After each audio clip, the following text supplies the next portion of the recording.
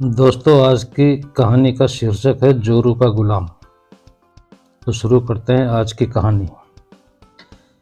एक बार की बात है, राजा अकबर व बीरबल दरबार में बैठे कुछ मामलों पर चर्चा कर रहे थे। तभी बीरबल ने अकबर से कहा, मुझे लगता है कि ज्यादातर पुरुष जोरू के गुलाम होते हैं और अपनी पत्नियों से डर कर रहते हैं। बीरबल की यह बात राजा को बिल्कुल भी पसंद नहीं आई। उन्होंने इस बात का विरोध किया। इस पर बीरबल भी अपनी बात मनवाने पर अड़ गए।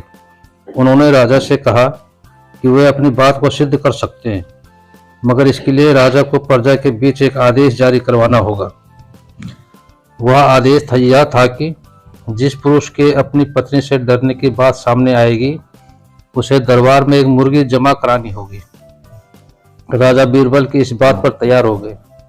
अगले ही दिन प्रजा के बीच आदेश कराया गया कि अगर यह बात सिद्ध हो जाती है कि कोई पुरुष अपनी पत्नी से डरता है, तो उसे दरबार में आकर बीरबल के पास एक मुर्गी जमा करवानी होगी। फिर क्या था, देखते ही देखते बीरबल के पास ढेरों मुर्गियां इकट्ठी हो गई और सैकड़ों मुर्गियां महल के बगीचे में घूमने लगी।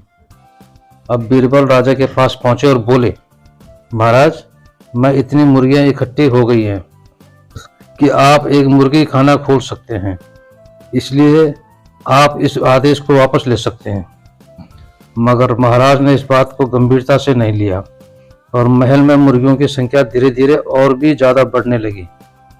इतनी अधिक मुर्गियां महल में जमा हो जाने के बाद भी जब राजा अकबर बीरबल की बात से सहमत नहीं हुए, तो बीरबल ने अपनी बात सिद्ध करने के लिए एक नया उपाय निकाला।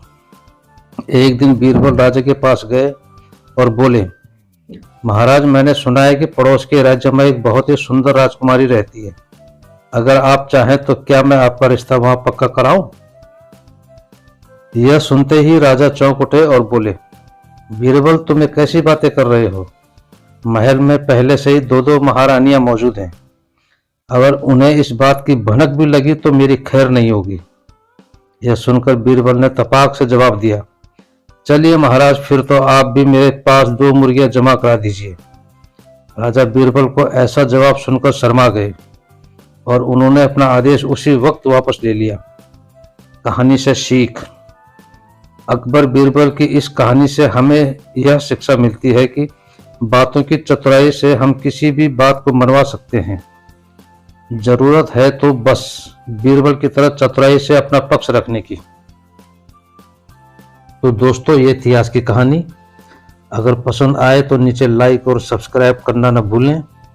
साथ ही कमेंट्स करके मुझे प्रोत्साहित भी जरूर करें।